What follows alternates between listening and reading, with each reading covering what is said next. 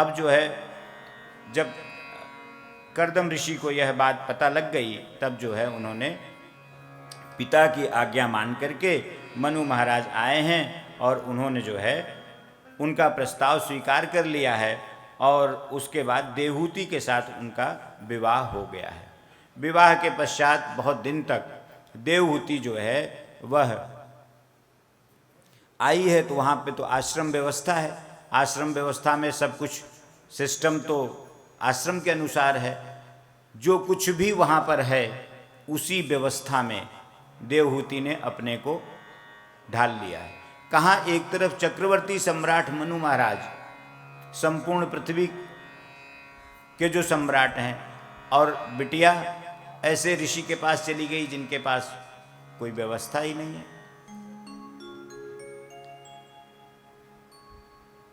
और मनु महाराज जो कर्दम ऋषि थे वो बहुत सक्षम थे, वो ब्रह्मा के पुत्र थे। वो जब जो चाहते वो निर्माण कर देते। भोग की वस्तुओं के निर्माण में उन्हें समय तो लगता नहीं, लेकिन शायद वो ये देखना चाहते थे कि हम जैसे तपस्वी के साथ जो ये देवी जी का आगमन देवहूति का हुआ है, क्या यह चल सकने में सक्षम है? ये तो राज व्यवस्था में पली बढ़ी हैं, क्या इनको हमारे साथ जो है सुख दुख का अभ्यास है कि नहीं है, ऐसा देखना चाहते हैं। लेकिन देवहूति जी ने एकदम पीछे जो माँ के घर का, पिता के घर का जो सुख था उसका उन्हें जरा भी स्मरण नहीं रहा और वह कर्दम ऋषि की सेवा में लग गई। कर्दम ऋषि को बहुत समय हो गया तपस्या करते करते करते करते करते करते सेवा करते करते देवहूति एकदम लकड़ी के जैसी हो गई, पतली हो गई और अपने शरीर का कुछ भी ध्यान नहीं। कहीं बालों में लट पड़ी हैं तो कपड़ों की कोई सफाई नहीं है और शरीर भी ऐसे ही हो गया, क्योंकि अपने ऊपर कुछ ध्यान नहीं था। केवल पतिदेव की सेवा, उनका पूजन, उनका पाठ, उनकी व्यवस्था आश्रम में किस तरीके से उनके ऊपर कोई असर ना आ जाए, बस एक ही लक्ष्य था उनका। धीरे धीरे बहुत समय व्यतीत हो गया। जब कर्दम ऋषि को लगा एक बार उनकी तपस्या टूटी तो उनको लगा कि अरे ये देवी तो एकदम, हमारा तो विवाह हुआ था, मैं तो भूल ही गया कि मेरा विवाह भी हुआ है। तो उन्होंने कहा कि तुष्टो हम आद्य तव मानवी मानदाया शुश्रूषया परमया परया च भक्त्या यो देहि नाम ययमीतीव सुहृदे देहो नावेक्षितः समुचितः क्षपितुं मदर्थे। हे मानवी, मैं आपकी उत्तम सेवा से, आपके अत्यधिक परिश्रम से मिली सेवा से मैं बहुत प्रसन्न हूँ। इस संसार में प्राणियों को अपने देह से प्रिय और कुछ नहीं है, लेकिन आपने अपने देह का भी ध्यान नहीं रखा और अपना सारा समय संपूर्ण जो आपकी चित्तवृत्ति है, मनोवृत्ति है, देह शक्ति है, यह सब कुछ लगा करके आपने मेरा ही ध्यान रखा। तो ऐसे में मैं आपसे प्रसन्न हूँ और आप बताइए आपकी क्या इच्छा है। तो देवहूति ने कहा कि प्रभु ऐसी कोई खास इच्छा नहीं है, लेकिन किसी भी विवाहिता की जो सबसे बड़ी इच्छा होती है वो संतान प्राप्ति की होती है। तो संतान सुख से बड़ा और कोई सुख होता नहीं है। हम लोग गृहस्थ जीवन में प्रवेश किए हैं तो बिना संतति के तो गृहस्थ अधूरा है।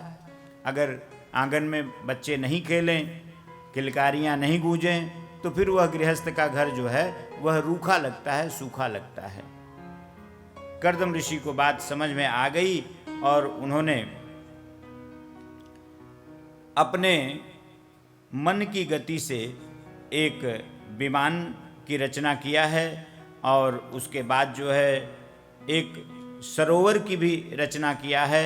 उस सरोवर में बहुत सारी अप्सराएं हैं जिसमें कर्दम ऋषि ने उन्हें स्नान करने के लिए कहा है देवहूति को। देवहूति गई हैं और स्नान आदि करके आई हैं। और कर्दम ऋषि जो है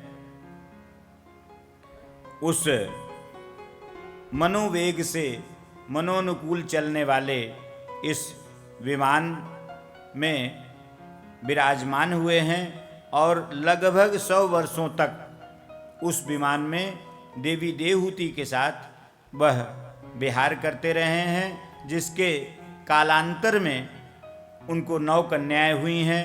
9 कन्याओं के जन्म के पश्चात जब कर्दम ऋषि आए हैं वापस, तो वह पुनः तपस्या में लग गए, क्योंकि जिसकी जो आवृत्ति रहती है उसी की आवृत्ति बार बार आती है। हम जैसा सोचते हैं, हम अपने आप को जहाँ इंगेज करते हैं, मैक्सिमम टाइम हमारा इंगेजमेंट जहाँ रहेगा, हमारे मन में वही वृत्ति बार बार आएगी।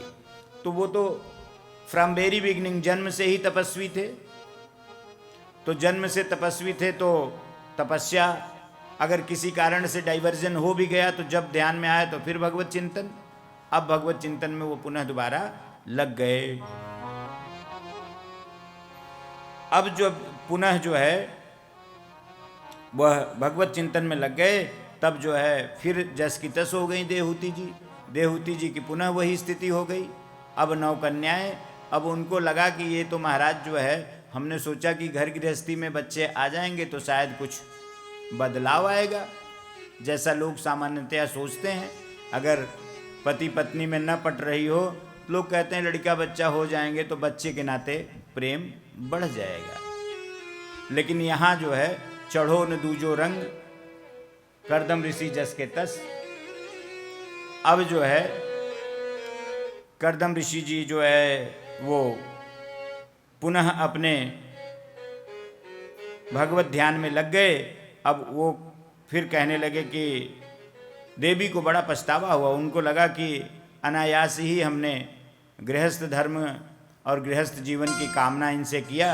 ये जो 9 लड़कियां हैं, यह तो समयानुसार जब विवाह आदि होगा तो ये तो चली जाएंगी अपने अपने पतियों के घर, और मैं तो जस की तस पुनः अकेली रह जाऊंगी।